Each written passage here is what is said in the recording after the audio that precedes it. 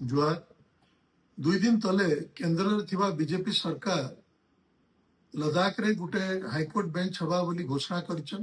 स्वागत योग्य पदक्षेप है। तार वर्षे आगुरु कोल्हापुर रे भी गोटे हाईकोर्ट बेंच कले, हेटा भी स्वागत योग्य पदक्षेप है। किंतु दुर्भाग्यर विषय है आज 2 वर्ष ऊपर के हलानो बीजेपी सरकार के ओडिशा रे जेन प्रतिश्रुति तांकर बीजेपी रे नेता माने देइथिले गत निर्वाचन समय रे जे पश्चिम ओडिशा रे एवं संबलपुर रे गोटे हाईकोर्ट बेंच करबे बोली आज जाए किसी भी पदक्षेप नहीं नेले। धन्यवाद दमा नवीन पट्टनायक को। से थिला समय रे से प्रस्ताव देइथिले केंद्र सरकार के जे गोटे पश्चिम ओडिशा रे एवं दक्षिण ओडिशा रे हाईकोर्ट बेंच करवा लगी। किंतु मुई देखुचे एपर्यंत बीजेपी नेतांक निद नहीं भांगबार।